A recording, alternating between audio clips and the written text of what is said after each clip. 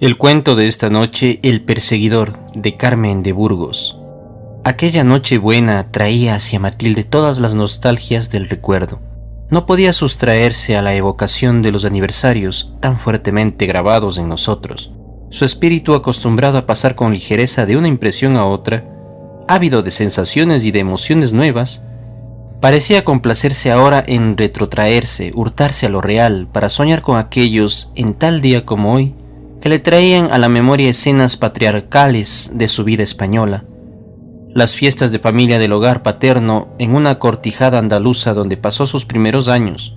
Su padre cazador impenitente los condenaba a pasar allí diciembre y enero para gozar la época del celo del macho y cazar las perdices con reclamo. Veía hacer con pena todos los preparativos para dejar la casa de Córdoba y enterrarse en aquel cortijo de la sierra. Aquellos viajes eran de las impresiones más fuertemente grabadas en su alma. Unos viajes tristes, una caravana que cruzaba los parajes más escuetos y desolados de la sierra, sobre mulos y burros aparejados con aguaderas y silletas, sobre los que iban ella, su madre y los criados, todos rodeados de bultos de ropa, de provisiones, de objetos que embarazaban más la marcha.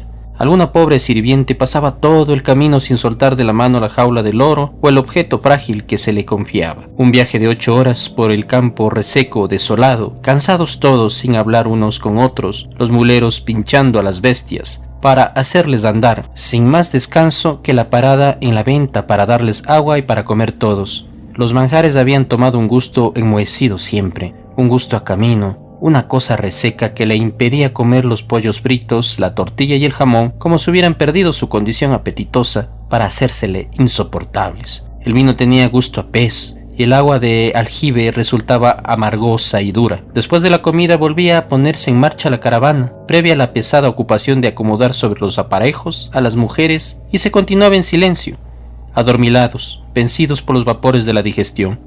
De vez en cuando una cruz sobre un montecillo de piedra surgía a la vera del camino. Los hombres se quitaban el sombrero y las mujeres se santiguaban. Alguien ponía la leyenda: aquí mató la Guardia Civil al gallina y al pavo, decía uno. Ahí encontraron el cadáver de Covachuela, referían otra vez. En ese lugar mataron al corregidor y a sus 2 hijos, los bandidos. Se pasaba las estrechas gargantas decoradas por las cruces fatídicas, con el corazón oprimido, oyendo las historias de bandidos, de hechos audaces, de crímenes. Ella personificaba todas aquellas figuras en su memoria y las veía como una pesadilla a su alrededor. El momento de satisfacción era al llegar a lo alto de la escarpada cuesta, a cuyo pie, en el fondo de un valle abierto entre las montañas, estaba su cortijo. Era una visión bella la de aquel pedazo de terreno abierto como un oasis en el verdor del valle, protegido por las montañas como un oculto en su regazo. Resultaba poético el cortijo con su porche blanco y su aspecto de casita de aldea, pero al llegar volví a sentir la misma impresión de habitaciones enmohecidas en las grandes estancias del suelo de traspol y techo de cañizo, reservadas para su familia. La vida allí se le hacía insoportable. Pasaban los días lentos, largos como días del polo, interminables, iguales siempre. Su padre, acompañado de 3 o 4 señores de la ciudad, que eran sus invitados a la cacería, se levantaban antes de la madrugada y, reunidos todos en la gran cocina del cortijo, se calentaban por fuera con la gran llamarada de una ebulaya y por dentro con la copa de aguardiente que les abrazaba el estómago y el paladar. Enseguida salían bien abrigados en sus capotes, cada uno con un mozo que llevaba al pájaro a la espalda, y cargados con sus escopetas, su morral y la cartuchera al cinto. Tenían que andar varias leguas, cerro arriba, para llegar al lugar donde se les había construido el puesto, una especie de torreón de piedra oculto entre atochas y palmas, frente al cual, sobre un ancho o un montón de tierra alto, se colocaba el reclamo, oculta la jaula entre plantas, y desde allí al alba estaban horas y horas en acecho para matar a las perdices. Volvían al mediodía cansados, rendidos, para comer y acostarse. Por la noche en la velada se reunían todos con las aparceras y mozas junto al fuego.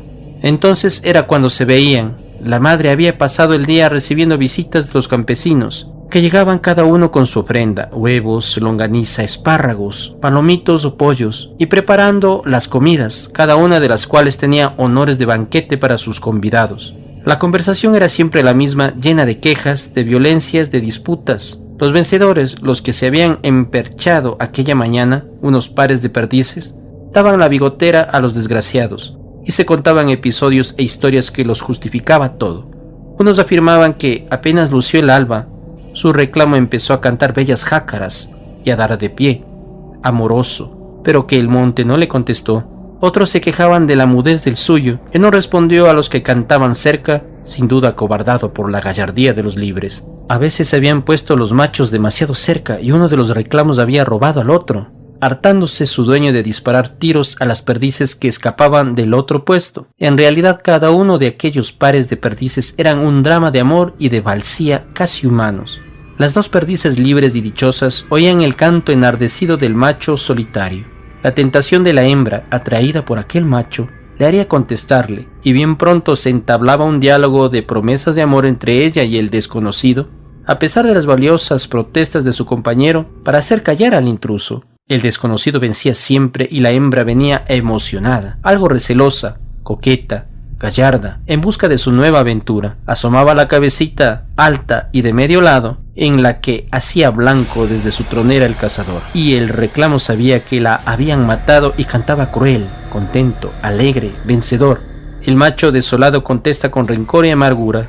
El canto de los dos se hace agresivo, insultador, hasta que el engañado va ciego de ira a precipitarse contra su rival, y un nuevo disparo le hace caer muerto. El buen reclamo celebra su triunfo y, ya educado en la falsía, cerca de las hembras vuelve a entonar sus amorosas jácaras para atraer a una nueva y veleidosa incauta. Ella se casó para escapar de aquel tormento de los 2 meses de cacería. Se casó con el primer señorito de Córdoba, que la requirió de amores y que le habló de vivir en Madrid. Pero a los 3 meses de casados, antes de realizar su sueño de salir de la ciudad, su marido murió. Libre, sin hijos, dueña de una posición sólida y acomodada, quiso ser libre. La seguían encadenando las costumbres provincianas, y no fue sin escándalo como logró trasladar su residencia a la corte. Toda la ciudad criticaba. Quería ser una mujer viuda y sola en Madrid. No faltaba alguna vieja y piadosa devota que compadecía. Pobre Matildita, quiere ahogarse en esa gran posilga de la corte y deja estos lugares de paz. Dios la ampare. En su primer viaje después de pasar el invierno en Madrid, Matilde encontró la ciudad insoportable. Dudaron muchas damas si debían de ir a visitarla. Se comentaron sus trajes y sus modales. Ella veía bien claro cómo la miraban y la olfateaban todos buscando el aroma de pecado que debía de tener después de las cosas que le habrían sucedido en esa ciudad, tan novelesca para los provincianos. Los hombres tomaban en su presencia aires de seductor y alguna amiga audaz le dijo atrevimientos delante de las otras para que viera que no estaban tan engañadas. Era frecuente repetirle: tú, como vienes de la corte, encontrarás esto mal. Yo, como no he salido de aquí, a Dios gracias, no tengo tu desparpajo. Las que tenemos que vivir aquí como nuestras madres han vivido, no podemos hacer esto. Te pareceré tonta, pero hija, yo no he estado en Madrid. Algunas curiosas le pedían noticias de la capital de España, como si fuese la capital de la China, y otras piadosas le advertían: ¿sabes? Se dice. Eran historias vagas, absurdas, repetidas en voz baja por todas aquellas comadres, aquellas gentes ensañadas. Una devota le advirtió: ¿por qué no confiesas todos los días y te suscribes a la Sagrada Familia? ¿Qué es eso?, preguntó Matilde. Una sociedad que envía a la Sagrada Familia de visita a las casas honradas, un día de cada semana. Eso da crédito porque figúrate que tan excelsa visita no entra en todas partes. Cuando salía a la calle sentía cómo se entreabrían las ventanas y adivinaba cómo se llamaban unos a otros. Esa es. Escuchaba con curiosidad a su paso. Decidió no volver más. Y desde luego fijó su residencia en Madrid, pero pasadas las primeras temporadas, Madrid la aburrió. La aburrió como aburren siempre las ciudades en que nos sentimos extranjeros, sin calor de afectos, rodeadas solo de amistades, de esas que se reúnen en los momentos agradables y entre las que no medía un lazo de verdadera intimidad. Entonces se despertó en ella el amor a los viajes de un mundo avasallador. Le pareció que era una afición que tenía desde muy antiguo, desde aquellos tristes viajes a caballo por la sierra, conociendo todas las ventas y todas las vueltas del camino. La ruta conocida le dio el deseo de las desconocidas, de los paisajes variados y nuevos. Le había quedado un terror de la monotonía y un deseo de libertad. de no estar sujeta a nada, de no verse vigilada a la rutina de aquellas gentes mediocres en las que se había mal logrado su primera juventud. Aquella afición a los viajes le había abierto nuevos cauces a su pensamiento y había educado su sensibilidad, disgustándola de todas las costumbres de la vida vulgar. Viajaba constantemente buscando nuevas impresiones con el aliciente de una curiosidad siempre avivada, y nunca hasta entonces experimentó esa sensación de soledad, de abandono que sentía aquella noche buena en Venecia. Muchas veces había compadecido con una sonrisa algo burlona a las mujeres que sin más ideales que los de la hembra pasan la vida en la mediocridad y la monotonía, repitiendo siempre los mismos actos. La vejez no es temible más que para los españoles, solía decir, porque la vejez es la obra de nuestra vida y nosotras somos demasiado pasionales. Cuando nos inutilizamos para el amor, no nos queda más que esperar la muerte al lado de la chimenea, rezando el rosario y tomando pectorales. Ella concebía otra vida superior, una vida llena de anhelo por todo, de interés por todo, de amor hacia todo, con un ideal inextinguible, renovado, vivo siempre ante cada partitura, cada monumento, cada estatua o cada cuadro que conmoviera su espíritu en la contemplación de su belleza.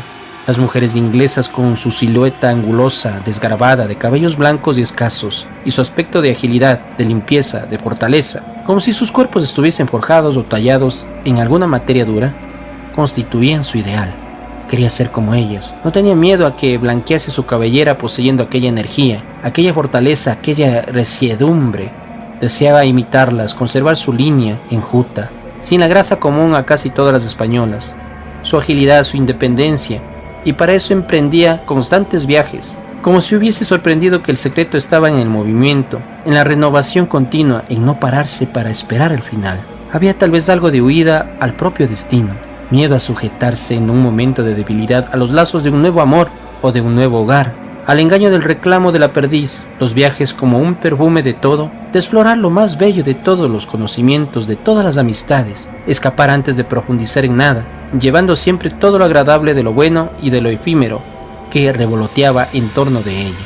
Era la primera vez que se sentía sola, la primera vez que se preguntaba si estaba equivocada, si era estéril su vida gastada de un modo tan exclusivista en sí misma. Sin duda era la influencia de la Nochebuena. Era preciso distraerse, y ella, que no conocía a nadie en Venecia, había vuelto a esa ciudad seducida por la soledad de su invierno, que adivinó en visitas anteriores. En el silencio de su gabinete recordaba su vida pasada, asombrándose de que le fuese querido el recuerdo de la provincia. Echaba de menos hasta aquellas noches buenas del cortijo, en las que las gentes de los lugares vecinos de la sierra iban allí atraídas por la presencia de los cazadores, y después de recorrer más de una legua a pie llamaban callandito, callandito a la puerta, a pesar del ladrido denunciador de los perros, que se advertían de cortijo en cortijo de su paso. De pronto estallaba el atronador concierto de zambombas, panderetas y castañuelas con los villancicos de ocasión. Recordaba con gusto aquella copla. ¿De quién es la casa nueva con ventanas y balcones? Del señor don Juan de Castro y su hija Cara de Flores. Cuando se abría la puerta y entraban mozos y viejas en la cocina zaguán, donde se comentaban los lances de caza, su madre repartía grandes roscas de pan amasado con aceite, rociadas de azúcar y claveteadas de almendra, que eran un regalo exquisito para las pobres gentes. Se le aparecía todo aquello afable, patriarcal. ¿Acaso no valdría más aquella vida por aquel reposo entre gentes conocidas y sinceras que la soledad voluntaria a que ella se condenaba? Para huir de su melancolía salió a la calle, y allí en medio de la plaza de San Marcos le pareció que se hallaba en el patio de una gran casa de vecindad. Bajo todos los soportales, las luces de los establecimientos hacían brillar las vitrinas y los escaparates con su exposición de mercancías pintorescas, artísticas, mosaicos, espejos, cristalerías y encajes, mezclados a las reproducciones de estatuas y monumentos. Se adelantó hacia la piaceta. Los dos mástiles, salvamentados por el santo y el león rampante, se alzaban sobre el fondo oscuro de la laguna. En la solitaria ribera de Esdarane, el palacio de los antiguos dux parecía como socavar el suelo con su peso para irse escondiendo en él, poco a poco, con su pared calada, y en el fondo, en la hornacina de la iglesia, la luz vacilante de la lámpara de aceite, con ese temblor de las luces de aceite que parecen excitadas por un viento misterioso y constante, recordaba el error de la justicia de Venecia. El oro de San Marcos se apagaba en la sombra, las calles estaban desiertas, algunos grupos pasaban ligeros bajo los arcos. No se escuchaba el ruido y la algazara del festejo del nacimiento, y salía rasgando la quietud y la calma una voz de campana que desgranaba sus sones sobre la ciudad silente con un piadoso llamamiento. La misa del gallo es en Santo Domingo, el mayor había oído decir, y aunque verdaderamente no sabía bien la dirección, se orientó sobre el plano de su guía para ir también a la iglesia. Necesitaba unirse a las demás gentes en un lazo mutuo, formar parte de su comunión. Se aventuró bajo los arcos, entró en aquel dédalo de callejuelas estrechas y oscuras que rodean la plaza de San Marcos. Atravesó el campo de San Moisés y siguió la dirección de los grupos que se perdían delante de ella hacia la dirección del lugar de donde partía el son de las campanas que la atraían con su alegre repique. Bien pronto sintió el vértigo de Venecia, un vértigo de laberinto. Todas las calles le parecían iguales. Cruzaba puentes tendidos sobre canales negros e inmóviles, subiendo y bajando escalerillas. A veces tenía que detenerse y volver atrás, porque los canales le cerraban el paso con sus calles de agua. Las góndolas producían un rumor siniestro, fatídico, con su chapoteo bajo los puentes, deslizándose como sombras negras entre los cimientos de los edificios. Al cruzar frente a una tienda abierta al extremo de una de aquellas largas calles, divisó un grupo parado cerca de la puerta y comprendió que decían algo de ella, algún comentario. Aceleró su marcha. Un poco más lejos creyó notar que alguien la seguía. Escuchaba un rumor de pasos cautelosos, acompasados con los suyos. Volvió con temor la cabeza y divisó un hombre separado del grupo. Adivinó más que vio que aquel hombre la miraba. Matilde apretó el paso y marchó más deprisa aún a lo largo de la calle.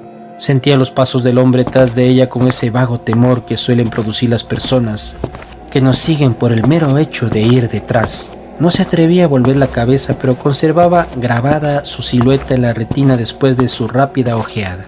No podría decir cómo era aquel hombre. Tenía la silueta de un hombre del pueblo, vulgar, vestido con esos tonos pardos confusos, entre los que nada había podido distinguir. La estatura y el porte no se diferenciaban en nada de la mediocridad de toda la figura. No había podido ver ningún rasgo de su semblante oculto entre la gorra y el cuello alto levantado de una gran pelliza también gris. Sin embargo, ella hubiera podido hacer un retrato de aquel hombre como si lo conociera. ¿Dónde lo había visto?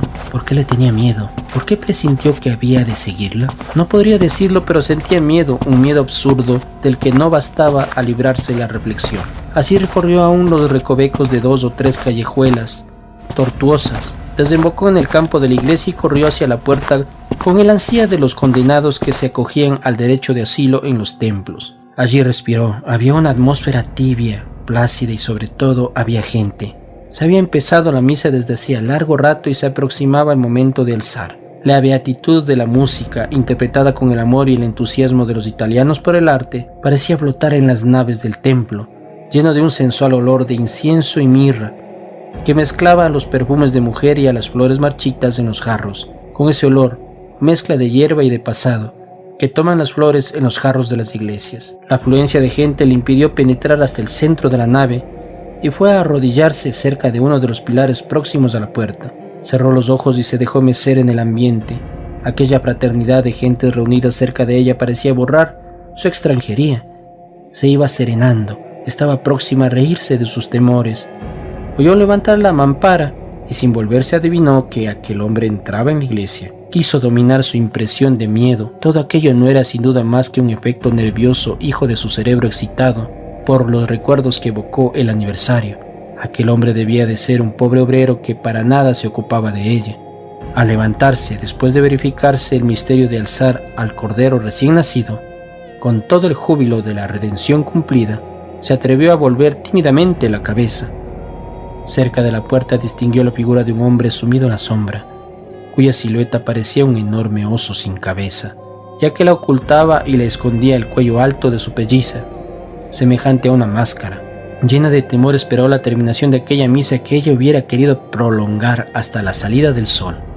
Se estremeció de espanto al oír la frase «misa es» y esperó medrosa y furtiva la salida de un grupo numeroso para irse envuelta en él, como si tuviera la certeza de que el desconocido la esperaba fuera. Sus ojos recelosos vislumbraron al hombre de la pelliza parado cerca de la salida, pero como no se movía, abrigó la esperanza de no haber sido vista por él. Continuó cercana al grupo que seguía las calles por donde ella había venido y ya empezaba a tranquilizarse cuando de nuevo vio destacarse al hombre sobre el fondo de la luz que iluminaba la callejuela, en dirección a la iglesia. Se acercó más al grupo mirando ansiosa cuántos pasaban cerca. Hubiera deseado verse requerida por un galanteador que pudiera servirle ingenuamente de acompañante. En cada cruce de callejas el grupo se dividía más. Sentía que se iba quedando más sola y no tenía conciencia cierta ni del camino corrido ni del que le quedaba por recorrer. ¿Llevaría la verdadera dirección? Miraba con terror los canales negros que trazaban una línea bajo los puentes. Se fatigaba subiendo y bajando escalerillas, en pos siempre de los grupos que seguía y sintiendo cada vez más cerca, más distinta, la presencia de aquel hombre. De pronto, en un recoveco, las únicas personas que restaban del numeroso grupo que salió de la iglesia penetraron en la sombra de un portal. Matilde se sintió sola. Se apagó el eco de aquel acento musical de la conversación de los italianos y oyó detrás de sí las pisadas sonoras del hombre de la bufanda, unas pisadas de zuecos de madera que sonaban a hueco, como suenan los azadones que abren la tierra. No pudo dominar ya el pánico y corrió vertiginosamente, locamente, aturdiéndose con el ruido de sus pasos que martillaban sus oídos y hacían latir sus sienes, como si detrás de ella corriese alguien también.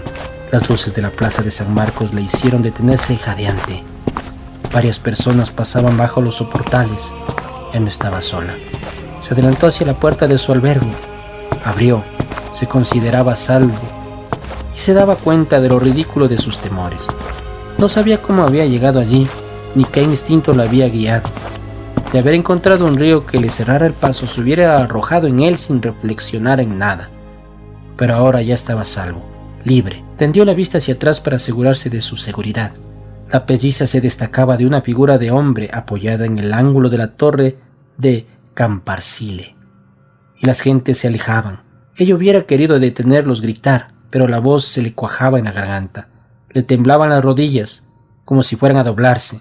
No podía moverse, se sentía hipnotizada, dominada, sin poder andar en una situación semejante a la que se experimenta en esas pesadillas en que el contacto del colchón no deja mover los pies y se siente un peligro de que somos impotentes para huir.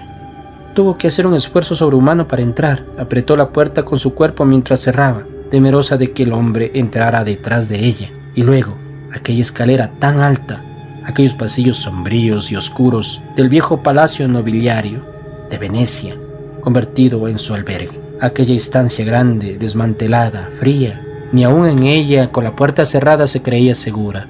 Su miedo de aquel hombre era un miedo que iba más allá de la idea del robo y del asesinato, un miedo supersticioso. Se escondió vestida bajo la cubierta del lecho, apretando los ojos para no ver, pero sin atreverse a apagar la luz, tapándose los oídos, y acurrucada como si se escondiese de ella misma. Desde que estaba en Nápoles, Matilde se sentía dichosa. La alegría, el ambiente de la ciudad, bañada constantemente por un sol primaveral, en pleno invierno, la habían tranquilizado, borrando el temor a viajar sola que su susto de Venecia la había hecho abrigar. Se reía de un terror infundado, quizás debido a la sugestión con que el recuerdo del aniversario predispuso sus nervios. Había recibido cartas de España, las cartas de 1 de año, esa fecha obligada de felicitaciones y recuerdos. Le escribían su familia, sus amigas, sus admiradores, sus pretendientes. Una mujer joven, viuda y rica, tiene siempre sus pretendientes. Algunos le repetían sus declaraciones de amor. Los había constantes. Todas las cartas le invitaban a volver pronto. Alguien le censuraba disimuladamente su manía de viajar. Le pintaban con vivos colores lo agradable que estaba Madrid en aquella estación, de fiestas y teatros, ponderándole lo bien que se podía pasar. Luego 1000 recomendaciones. Cuídate, no seas confiada. Los más allegados le hablaban de sus temores al verla tan lejos, en esas grandes capitales de las que se cuentan tantos crímenes y tantos accidentes que parece que se vive de milagro. Era demasiado valor aventurarse así, una mujer sola. Matilde sonreía. Sabía el concepto tan triste que se tenía en España de una mujer sola, pero se sentía protegida por las costumbres del extranjero. Completamente tranquila. El susto de Venecia había sido una cosa sin fundamento. Un pobre hombre que iba a su camino y que nada hizo para molestarla. Sin embargo, en aquellos días de Pascua, se sentía propicia a la vuelta. Había sentido un temor que le hacía desear el verse acompañada, protegida en un medio más familiar. pero ahora aquellas ideas le molestaban. Se limitaría a escribir largas cartas a sus amigos para contarles sus impresiones, por esa necesidad de compartir con alguien lo que nos emociona, pero nada de pensar en crearse lazos más íntimos. No quería inmovilizarse en la vida vulgar de todas aquellas gentes a las que tenía la seguridad de hallar siempre en los mismos sitios, con la misma monotonía. Se afirmaba cada día más en su deseo de libertad y de independencia, de sensaciones nuevas. Había sido deliciosa su estancia en Nápoles. La temperatura primaveral favorecía constantes excursiones, de un atractivo tan varío y renovado siempre. Sentía el encanto de Égloga, de la ciudad y de toda la Campania, con sus visitas a Sorrento, a Capri y a Ischia. La seducía lo terriblemente grandioso del Vesubio, del Solfatara y de aquel viejo mundo de Virgilio y Dante, evocado en Cumas y Paestum. No había nada tan deliciosamente variado como aquella ciudad de panoramas múltiples, en la que se mezclaba un pueblo tan distinto, tan abigarrado, en toda la inmensa escala, que iba desde la aristocrática concurrencia de San Carlos hasta los pescadores de Santa Luisa y de la Marghellina. Pero su mayor encanto no estaba en Nápoles mismo. Se sentía atraída con fuerza, quizás por el contraste de su silencio y su abandono, hacia las ruinas de Pompeya. Gustaba de pasar los días en ellas de un modo tan íntimo y tan atento que parecía como si se le hubiesen hecho cordiales amigos los antiguos moradores de las casas de Betty y del poeta Trangier, y le dieran cariñosa hospitalidad. A veces le parecía que había vivido allí en otro tiempo. Recordaba tal o cual detalle que faltaba. Creía recordar nombres de algunos de los amigos que allí tuvo, y en más de una ocasión se detuvo en su paseo murmurando: por aquí se va. Le faltaba la memoria de algo, y cuando veía las obras que con tanta lentitud iban descubriendo los tesoros guardados en la ceniza, sentía un impulso de trabajar ella también, de escarbar con sus uñas para hallar más pronto algo que recordaba y que no estaba allí. Las momias le causaban una impresión dolorosa, como cadáveres conocidos, cuyos rasgos se adivinaban bajo su máscara de yeso conservador. A veces ella sonreía de sus propios sentimientos. Me hallo demasiado sensible, solía decir. Después de todo, el Vesubio no hizo más que privar a estas gentes de algunos años de vida. Sin la catástrofe no nos quedaría nada de esto, y en vez de alegrarnos, lo lamentamos como un mal. Creemos que estarían vivos todavía. No se había querido, sin embargo, aislar en aquella vida contemplativa y acudió al consulado de España. Tuvo una acogida cortés y afectuosa. El cónsul la presentó a muchas familias de la buena sociedad, y bien pronto tuvo amigos, amigas y galanteadores que la acompañaban sin dejarle tiempo de aburrirse ni de estar sola. Se sentía así protegida, envuelta en ese dulce afecto del carácter insinuante y dulce de los italianos.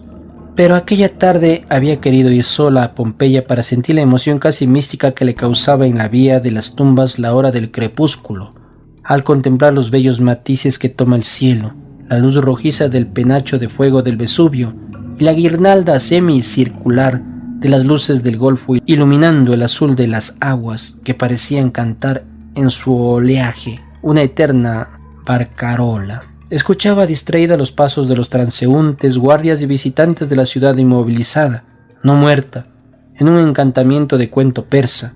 Era como si toda la gente hubiera de volver a salir y a poblarla por un milagro igual al que hacía vivir de nuevo edificios y pinturas y traía un nuevo florecimiento a sus jardines y a aquel faro y a aquellos templos de columnas sin capiteles, como flores gigantescas tronchadas por medio del tallo. Se había quedado demasiado sola y se encontraba muy distante de las puertas de la ciudad.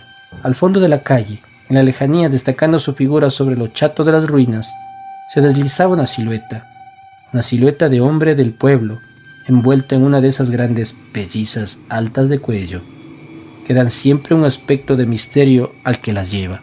Matilde se levantó con presteza, dominada por una impresión de miedo, el mismo miedo que la dominó en Venecia. Aquella silueta había evocado al otro hombre. Los confundía en su imaginación y sin saber cómo le daba una extraña identidad. Se dirigía con apresuramiento hacia el lado de la puerta, pero estaba tan distante que era preciso atravesar toda la ciudad. Hacía esfuerzos para dominar su deseo loco de correr. Oía el eco de los pasos detrás de sí. No quería volver la cabeza, pero le parecía que se acortaba la distancia, que el hombre había de alcanzarla. Experimentaba una extraña sensación de frío en la médula, como si ya sintiese su contacto. El suelo le era ingrato, le daba una impresión de dureza que no había sentido en ninguna otra parte. Aquellas losas que guardaban impresas las huellas ancestrales de otras generaciones le lastimaban los pies, como si caminara sobre planchas de hierro. No hay ningún piso tan duro como el piso de Pompeya. Le faltaban ya las fuerzas. Hubiera querido perderse, esconderse, dejar que el hombre pasase, pero no se podía detener. Unos momentos más y caería rendida de cansancio. Ya no veía, le zumbaban los oídos. Oyó una voz. No tenga miedo la señora, hasta que estemos seguros de que no queda nadie. No se sueltan los perros que guardan de noche las ruinas. Se tranquilizó súbitamente. Estaba entre los guías y los turistas que esperaban la llegada del tren que habría de llevarlos a Nápoles. Miró en torno y no distinguió en ninguna parte el hombre de la bufanda de cuadros. Pero su miedo había sido tan grande que se sentía enferma, mareada. Se dejó caer en un asiento del vagón, con los ojos cerrados durante todo el trayecto, y al llegar a la ciudad, se sintió aliviada entre la turba de vendedores, de postales, faquinos, guías y pilluelos que la rodeaban. Oía con gusto el ruido, la animación algarada del pueblo alrededor de la destartalada carrocela en que cruzaba la vía Toledo y la Villa Reales. Se creía estar en España, en Andalucía, entre las alegres voces de vendedores, bajo aquel cielo limpio, con aquellas casas con balcones de estilo español. Pero al entrar en la vía Caracciolo, el silencio, que parecía venir del Posilipo y de pie del Grota, se extendía ante ella. Veía brillar las aguas a su izquierda, bajo la luna, y al frente la colina de Posilipo, con los árboles recortados fantásticamente sobre ella, como un ejército de gigantes corriendo hacia el mar, y volvió a sentir miedo. Al tiempo de cerrar la puerta de la pensión tras sí, creyó oír los pasos que ya conocía y luego en su habitación. En lugar de acostarse miró por entre los visillos, sin prestar atención a aquella guirnalda de luces en semicírculo que dibujaban el golfo, ni al prendido de llamas del Vesubio. Miraba tenazmente a los acantilados, esforzándose por descubrir en ellos la silueta del hombre de la pelliza. En otoño su viaje era por Suiza, aquella sierra blanca con sus lagos azules, sus árboles escarchados y sus montes casi inaccesibles. Le daba una sensación de bienestar, algo egoísta al convertir elementos de placer toda la dureza del clima. Se detuvo en Basilia, seducida por su encanto de ciudad moderna y provinciana, en la que gozaba el placer de la libertad de su nuevo viaje. Su terror de Venecia y Nápoles había apresurado su vuelta a España. Casi un año entero pasado en Madrid borró el recuerdo desagradable y excitó más en ella su deseo de viajar. Como una disculpa, como una justificación ante sí misma, se explicaba sus terrores por la influencia que ejercía sobre sus nervios el ambiente tan excepcional y tan romántico de las ciudades de Italia. Se vivía en ellas demasiado del ayer de los recuerdos, una vida irreal. Suiza ya le sentaba bien, el frío seco la fortalecía. Se reunía con otros turistas para sus paseos de sport, sus largos viajes a pie con el bastón forrado en la mano y la mochila del equipaje a la espalda. Cada mañana sonreía ante su espejo. Estaba más esbelta, más sana, más fuerte. Sus mejillas florecían en rosadas de salud. Los días que no tenían excursiones los pasaba visitando aquellos museos tan interesantes para la vida suiza o contemplando las pinturas de Holbein o las revelaciones que Redin hacía de las rocas del Rin. A veces desde el Palov, a la sombra de la catedral, veía las lejanías de las montañas y de la selva negra, y otras discurría por las plazas silenciosas, románticas, demasiado llenas de humedad y de sombra, parándose a contemplar las escenas de costumbres populares que se desarrollan al lado de las fuentes de bronce en forma de taza, donde las grandes gallinas de metal vertían del pico chorros de agua cristalina que parecían negra y sucia por ese fenómeno del agua sobre el blancor de la nieve. Aquella tarde se había alejado río arriba, absorta en contemplar la belleza de la ciudad partida por el cauce del Rin, con su cenefa de ajomates en torno a los cimientos y la poesía de sus cosas ocultas entre sauces. Cansada ya, aún continuaba andando más allá de los límites del paseo, que seguían todas las tardes aquellas buenas gentes que iban con ingeniosidad a gozar las bellezas del paisaje. Ella quería llegar más allá del sitio en el que el Rin describe su curva, quizás con un secreto deseo de poder abarcar todo su curso con la vista, hasta llegar a sus fuentes. Sentía la atracción misteriosa de ese río de leyendas y baladas, de ese río en cuyo fondo deben esconderse palacios poblados de náyades, con jardines y flores extrañas. De pronto se detuvo asustada de la lejanía. Tuvo miedo de seguir mirando aquellas aguas verdes que corrían a sus pies. Le pareció como si escuchase una música extraña, una voz del fondo. Sintió que el terror que la había invadido en Italia Sin querer registrar el paisaje con los ojos, sabía que nada podía temer en aquella honrada tierra suiza. Junto a la orilla del río se dibujaba una silueta. Debía ser alguno de los muchos pescadores que veía todos los días arrojando el aparejo de su caña a la corriente para pescar pececillos en aquellas aguas sagradas. Se fijó bien, casi a pesar suyo la silueta se dibujaba más clara. Sintió una impresión de temor al distinguir una pelliza en el cuello alto. Aquella figura le evocaba a las otras, la del hombre de Venecia y del hombre de Nápoles. El perseguidor. No veía más que su línea desdibujada. No escuchaba sus pasos apagados en la hierba húmeda, pero estaba invadida de un extraño temor. Era como si la persiguiesen. Ante aquella figura la dominaba el mismo temor inconsciente que experimentan las personas supersticiosas a la vista de las serpientes o de las arañas. Por suerte, dos aldeanas venían en dirección a la ciudad. Su vista le prestó ánimo. Pudo hallar voz para responder a su saludo y marchar a su lado. Cerca de ellas, cambiando algunas frases en suizo de vez en cuando, había de oír su voz mezclarse con otras voces, y algo avergonzada de las miradas que cruzaban las dos mujeres, que sin duda habían advertido su miedo, no se separó de ellas hasta llegar a la ciudad. Sin volver atrás la cabeza, entró en su calle, aquella calle de Rijnstraße, que tanto le gustaba por su silencio y su aire pueblerino y español. Miró bien hacia el fondo de la calle y no divisó al hombre de la pelliza. Ella misma renegó de su miedo pueril, pero aquel día volvió a leer con más gusto las cartas de España, como si la evocación y el recuerdo de las personas queridas la protegiese y la librase de la soledad. Daniel, el más constante de sus pretendientes, le enviaba su retrato. Le miró complacida, reparando quizás por primera vez en su aspecto fuerte y hercúleo. Pensó que debía ser grato viajar con un marido como Daniel para verse libre de temores. Hubo un momento en que pensó escribirle con menos desdén que de costumbre. La lectura de la carta que había de contestar la detuvo. Daniel le hablaba de Madrid, le invitaba a compartir sus ideales de vida tranquila. Se alababa de no haber pasado jamás una frontera. Matilde tuvo miedo a la quietud que la asustaba. «No quiero una vida de molusco pegada a una roca», exclamó con desdén. «No quiero saber en qué cementerio me han de enterrar». Y no escribió la carta. Se sentía dichosa y admirada de aquel nuevo viaje. Era una audacia haber llegado aquel verano a Noruega, adelantando su viaje, contra la costumbre de no viajar más que el otoño y el invierno, como al amparo de la luz que parece envolver y proteger, sin la crudeza reveladora del verano. Sin querer confesar su miedo, le había hecho volver a España, desde Basilia, después de su nuevo susto del hombre de la pelliza. Esta vez había hecho un esfuerzo para escapar. La asiduidad de Daniel casi la comprometía, y ella, en su ansia de libertad y de viajes, no quería crearse un obstáculo que dificultase su vida. Había hecho su viaje por Barcelona, por Marsella, atravesando toda esa región poética de la Alemania medieval, que se extiende a las orillas del Rin, desde la Selva Negra hasta Colonia,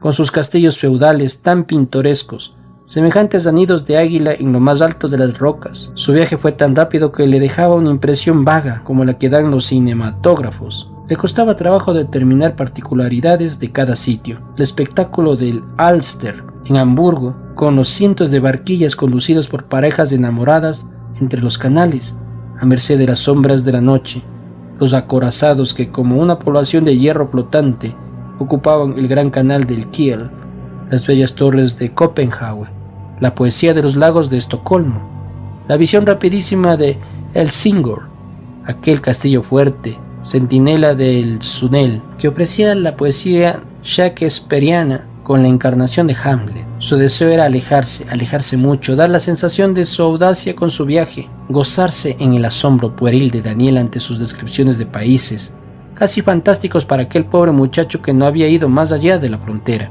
y sin embargo había en ella como un deseo de luchar, de vencerse a sí misma, para dominar un miedo inconsciente. Sin duda, aquellos viajes de la sierra por el camino de las cruces, pensando siempre en ladrones y asesinos, habían influido sobre su ánimo. Su fantasía, al personificar aquellos tipos, les había dado una forma que le hacía asustarse de los pobres hombres, que por su indumentaria recordasen la creación de su fantasía. La pelliza, el traje gris, el humilde hombre de gris, la aterrorizaba, y sin embargo, veía acercarse sin miedo a los que tenían facha de señoritos. Más de una vez en un viaje, hizo amistad con un desconocido, que le parecía excelente, solo por el prestigio de su traje, pero hasta esa confianza había de abandonarla. Durante su estancia en Hamburgo, había hecho estrecha amistad con uno de esos señores bien portados, que se mostraba tierna y respetuosamente rendido. Fue en víspera de emprender su viaje a Noruega cuando lo conoció en el hotel y durante 2 días se dedicó a acompañarla. Había querido disuadirla de seguir su viaje tan rápidamente, y ante las negativas de ella pareció resignarse con las promesas de verla a su regreso. Había ido a la estación a llevarle un ramo de flores, suspirándole tierno: «Usted no se acordará de mí, que no podré olvidarla nunca». Ella se sentía impresionada por aquel hombre distinguido de voz insinuante y dulce. «La tristeza de los viajes», le dijo, «está en esa separación de las personas que podrían influir en nuestra vida y a las que quizás no volveremos a ver». Él le apretó la mano. «¿Quiere usted escribirme? ¿Me autoriza a esperar?». Tuvo miedo Matilde de haber ido demasiado lejos. «Cambiaremos postales», le contestó. Estaban sentados dentro del vagón de primera que ya ocupaban varios viajeros. «Si me da usted su dirección por anticipado», insistió él como si tomase aquellas palabras por una concesión, «mi postal será la primera que llegue a su encuentro». La joven abrió su tarjetero, sacó un lápiz y escribió en él la dirección de la ciudad diciendo: «No sé aún a qué hotel he de ir. Escríbame a la lista de correos». Mientras hablaba, un viajero que estaba a su lado clavó tenazmente la vista en la tarjeta. Matilde no pudo menos que sonreír de la curiosidad un tanto impertinente. Resonó el silbato del tren. «Adiós, adiós». Se asomó a la ventanilla porque a ella, siempre tan sola en la tristeza de las estaciones, le era grato tener quien le dijese adiós. El caballero que había leído la tarjeta trazó la rúbrica. No había ido a despedir a nadie. Era sin duda uno de esos enamorados de ocasión que siguen a todas las mujeres y al que había intimidado la presencia de Schabell. Al día siguiente de su llegada a Copenhague, acudió con más apresuramiento que de costumbre a la lista de correos. Allí la guardaban una tarjeta y una carta. Debían ser de él las dos, puesto que nadie sabía aún su dirección. La tarjeta era un modelo de galantería poética, a propósito para herir la sensibilidad de una dama romántica. Representaba el paseo de la ciudad por donde ella tenía costumbre de pasear, y debajo unas palabras: «Siempre aquí, siempre en mi corazón». Pobrecito, pensó, con esa compasión fácil de las mujeres, hacia un sufrimiento imaginario que creen causar. Su amigo debía tener la necesidad de hablarle de su pena, cuando además de tan expresivo recuerdo le escribía la carta. Rompió el sobre, otra tarjeta de esas tarjetas sin dibujo alguno, de letra distinta y estas palabras en mal español: «Señora, desconfíe de su correspondiente de Hamburgo, señor Schabell, un detective». Se sintió helada. Su miedo en los viajes no era tan injustificado. Presentía que había corrido un peligro. Su enamorado debía ser un hombre vigilado por el caballero del bigote blanco. ¿Qué se tramaría contra ella? ¿Quién sería aquel hombre que estaba a punto de amar? Abrevió su estancia en Dinamarca con el deseo de estar más lejos de aquel hombre, de que perdiera su pista. Se le aparecía como un perseguidor de frac, pero en el que encarnaba al hombre de la pelliza gris. La idea de que nadie de los suyos conocía su dirección, de que estaba perdida en medio de aquellos países lejanos y extraños, la asustaba. Estuvo a punto de renunciar a su viaje, pero al fin se decidió a seguir hasta Noruega, donde tenía amigos en Cristianía, para acogerse a su lado. No quería volver más por Alemania. Fue recibida en Cristianía con esa bienvenida afectuosa, con que las damas noruegas acogen al huésped en la puerta de la casa y que tiene tanto de patriarcal. Desde entonces no se había visto sola. Recomendada, viajó por todo aquel encantador país de los fiordos, y por último se había detenido en Bergen, sugestionada por el encanto exótico de aquella ciudad laboriosa y primitiva, con sus casas de madera y sus hermosos parques iluminados con la luz de un día inacabable. Involuntariamente pensaba qué grato debía ser contemplar aquel cielo al lado de alguien capaz de compartir su emoción ante aquellos crepúsculos que se unían durante las breves horas en que se ocultaba el sol y que bañaban todas las casas en una luz extraña, fría, que no era luz del día ni luz de la noche. Añoraba las noches españolas con su cielo oscuro y tachonado de estrellas, con una luna llena de brillantes, no oscurecida, pálida y puntiaguda como se le aparecía. Sin embargo, ella no salía jamás en aquellas horas que oficialmente podían considerarse horas de noche. Experimentaba un involuntario temor al verse sola. Algunas tardes en sus paseos por el viejo muelle de los Hanseáticos veía alejarse los vapores que hacen sus viajes hacia las más lejanas islas del Polo Norte, y su espíritu viajero sentía un ansia de emprender ese viaje hacia los países de los hielos, de los pescadores de ballenas, de los lapones, esos países sumidos en eterna noche, iluminados a veces por la aurora boreal, o bañados ahora en la luz misteriosa de un sol que brilla constantemente en su horizonte. Pero cuando salían los vapores con ruta a España tenía también que luchar contra su deseo de embarcarse. Pensaba en las noches de Madrid, en el encanto de ese Madrid viejo y solitario que va de la Plaza Mayor hasta el viaducto. Veía los 1000 aspectos de aquella capital tan querida, que era como un compendio y resumen de las bellezas de los demás países, pero se resistía a la idea de ceder a su encanto. Tal vez la asustaba como una celada, como un lazo en cuya placidez se había de envolver. Paseaba por Nova Spon a las 10 de la noche y veía el sol dorar con esas tonalidades inimitables de Noruega, las islas, que, subrayadas con una línea de líquen de oro, se dibujaban frente al fiordo.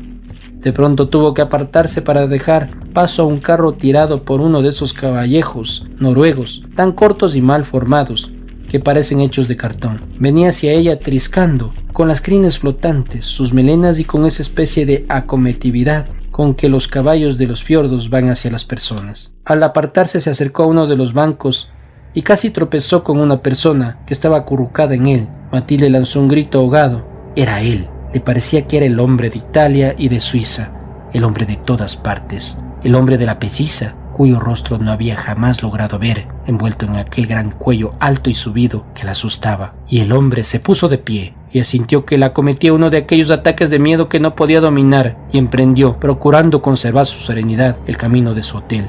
Las calles no estaban solitarias.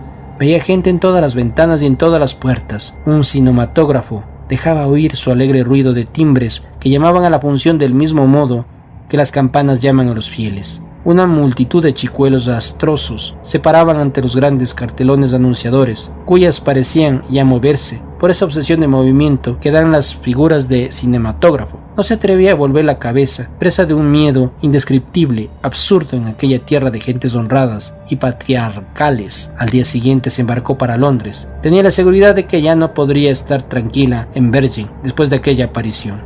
Entre el bullicio de Piccadilly y de Oxford Street se sentía dichosa. Duraba aún el esplendor de la estación londinense y la ciudad aparecía engalanada con la alegría y el verdor de sus parques. La aristocracia británica desplegaba toda la soberbia de su lujo deslumbrador en torno de la serpentina del Hyde Park. Le parecía un absurdo el que hubiese personas capaces de renunciar al placer de la contemplación de esa variedad de formas, de costumbres y de vida. Hubiera querido tener allí a su familia, a sus amigos, poderles hacer todo aquello.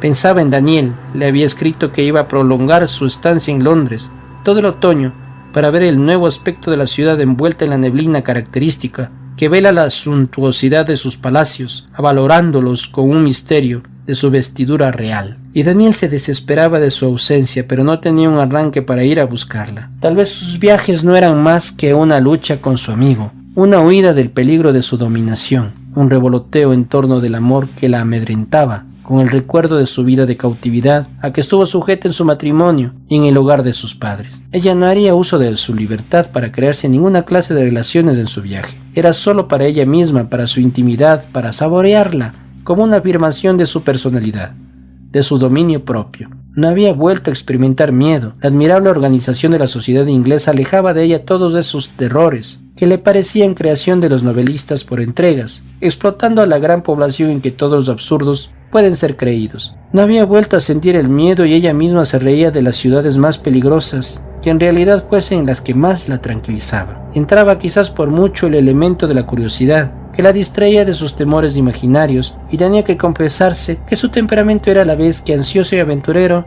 tímido y apocado. Su principal lucha estaba en ella misma. ¿Qué hacer? No podía soportar la quietud de su casa, no era capaz de la decisión de crearse un afecto serio, asustada de la esclavitud que llevaba consigo, la dominación de su voluntad, el recuerdo de aquellas épocas de su vida en que se le obligó a soportar el tormento de unos días monótonos que la exasperaban, y sin embargo, aquellos viajes que hacía como para escapar a su destino, no hallaba goce sino martirio. La mortificaba su soledad, su aislamiento, la desconfianza involuntaria de todo y de todos.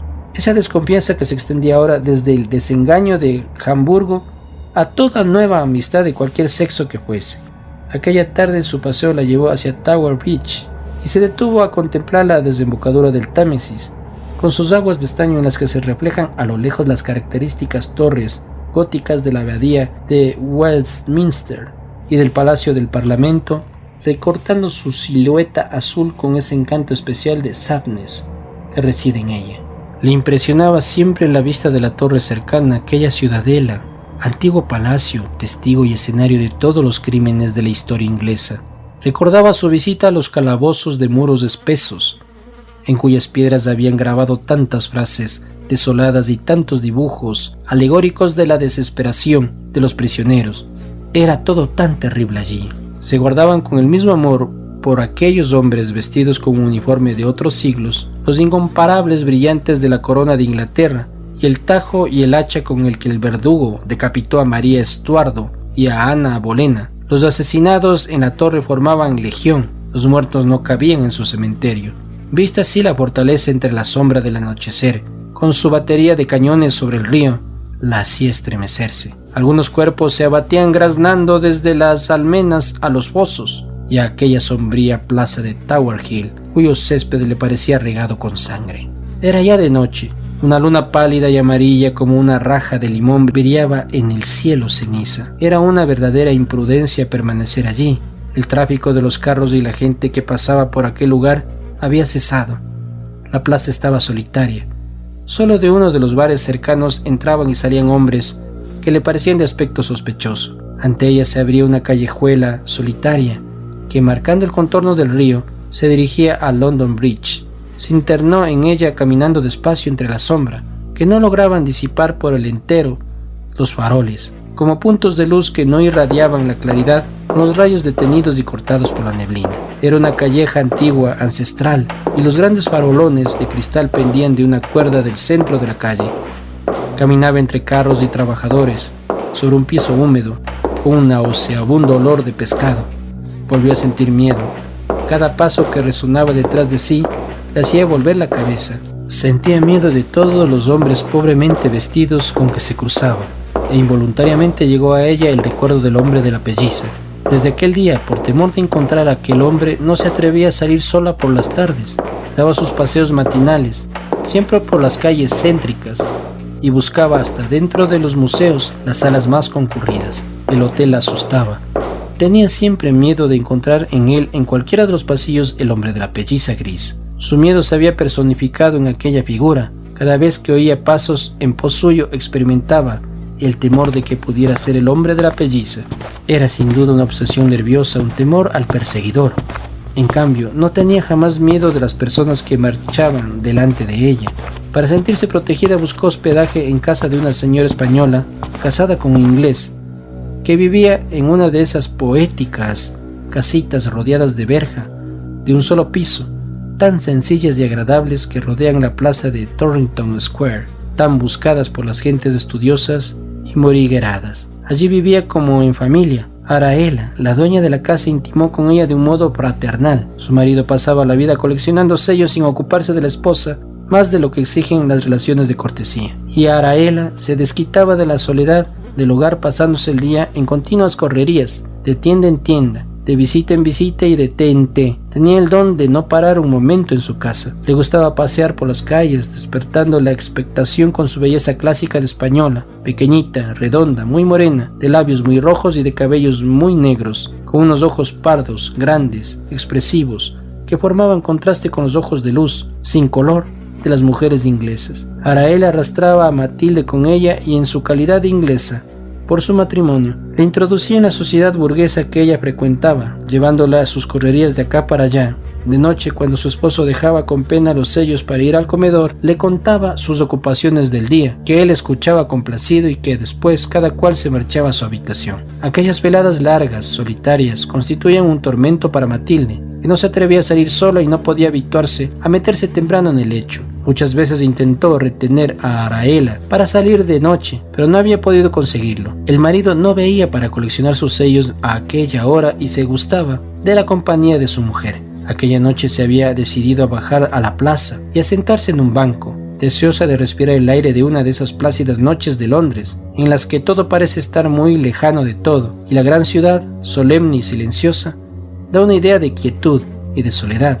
La quietud y la soledad de la ciudad en que palpita la vida de millones de seres. En aquella plaza se creía tan segura como en su propio jardín. Ella había abierto la verja para penetrar en su recinto, pues solo los moradores de las pequeñas casitas que rodean a Torrington Square tenían la llave de su plaza. El barrio formaba como una provincia aparte, enclavada en el centro de Londres, pero conservando su fisonomía propia, una impasibilidad de aldea inglesa en el silencio y el apartamiento. Fue dejando pasar las horas en la placidez de su reposo. El reloj de la iglesia cercana, dando 11 campanadas, le hizo estremecerse. Era una hora inusitada para el buen pueblo trabajador y burgués en las sanas costumbres de los hogares ingleses. La hora en que solo el gran mundo o el mundo del vicio continúa su vida callejera. Se levantó con la llave en la mano para ir a abrir de nuevo la verja de la plaza y se detuvo estremecida. Cerca de la salida, apoyado en la verja, de espaldas a ella, había un hombre inmóvil. Aquel hombre era él mismo, el perseguidor. Era un hombre vestido de gris, con una chaqueta corta como una pelliza y el cuello subido. El miedo se apoderó de Matilde, sin valor para huir, sin medios de escapar de allí. Temerosa de denunciar su presencia con algún movimiento, se dejó caer lentamente sobre el césped, se agazapó en el banco y allí pasó más de una hora, tránsida de frío, calada de humedad, sin atreverse a mirar hacia dónde estaba aquel hombre, cuyo rostro jamás había visto, pero que estaba segura de reconocer en el rostro vulgar de todos los hombres que llevaban altos los cuellos de las chaquetas. Si hubiera visto a un guardia nocturno hubiera gritado, aunque se hubiese encontrado después sin poder explicar su miedo. Al fin se atrevió a mirar, temiendo que el hombre estuviese dispuesto a saltar la verja, pero allí no había nadie. La figura obsesionante había desaparecido. ¿Existía realmente? Aunque existiera, ¿había motivo para sentir aquel temor ante todos los pobres hombres que vistiesen su vulgar ropaje de trabajadores? No, aquello era un desequilibrio de su soledad, tal vez una protesta de la naturaleza contra su aislamiento. Avergonzada de su debilidad, tránsida de frío, entró en la casa sin hacer ruido y se dirigió de puntillas a su cuarto. Al pasar frente a las habitaciones de Araela, escuchó su acompasada respiración de dormida y los tranquilos ronquidos del coleccionador de sellos. Sintió como envidia, a pesar de la escasa unión de los esposos, había entre ellos un lazo dulce de protección, de amparo, de consideraciones y de vida en común, que le hacía ver con más claridad lo forzado, lo anormal de su vida solitaria y estéril. Su miedo nacía de su soledad, de querer encerrarse en ella misma. Pasó toda la noche sin dormir y a la mañana siguiente anunció su vuelta a Madrid. El tren cruzaba la extensa llanura de Castilla y Matilde, asomada al vagón, cerca de Daniel, sonreía contenta y satisfecha. Le parecía que era la primera vez que veía todo aquello. Recibía con toda su amplitud la sensación que le producía aquel campo de horizonte tan amplio, que en su monotonía y su inmovilidad tenía algo de océano, como si sus colinas y ondulaciones representasen una petrificación de las olas. Se sentía feliz, yendo de nuevo hacia el mundo con mayor seguridad. Su matrimonio no mataba su libertad, la agrandaba. Lo veía claramente en aquel viaje de novios, emprendido el mismo día de su casamiento, después de 15 meses de su vuelta de Londres, resuelta ya a no emprender nuevas peregrinaciones, atemorizada por el recuerdo del terror experimentado en todos sus viajes. Ella había guardado cuidadosamente su secreto a todos, incluso a su marido. Después de la enfermedad nerviosa que el último susto le produjo, comprendió con claridad que aquel hombre de la pelliza gris la perseguiría en todas partes. No sabía si era el mismo hombre, ni siquiera si era un perseguidor, pero era su perseguidor. La crisis de su soledad. Por eso, cuando Daniel, en sus continuas conversaciones, había comulgado en su afición a viajar y había participado de su curiosidad hacia lo nuevo y lo vario de los viajes, Matilde accedió a sus pretensiones. Veía con claridad que era vano luchar contra el amor y pretender esa vida artificial, egoísta, que suelen tener algunas mujeres por un excesivo celo de su independencia. Un extremo de sujeción le hacía caer en otro extremo de libertad exagerada hasta lo absurdo. Ahora se sentía satisfecha, feliz, en una vida sanamente equilibrada. Había ocultado cuidadosamente a su marido la parte que el deseo de verse protegida tomaba en su casamiento, y al crearse su hogar libre, sereno, en el que no era la sacrificada, se sentía dichosa. Era un delirio del deseo de independencia que llevaba hasta el egoísmo. Queriendo estar sola, había creado el fantasma de su miedo, siguiéndola y persiguiéndola a través del mundo, bajo la forma del hombre de la pelliza. Habiendo matado su soledad, había alejado para siempre, definitivamente, a ese hombre que persigue siempre a las mujeres solas, en las calles nocturnas, en los más deliciosos y apartados parajes del mundo, y en todos momentos más dulces de su soledad. Historias de Ultratumba.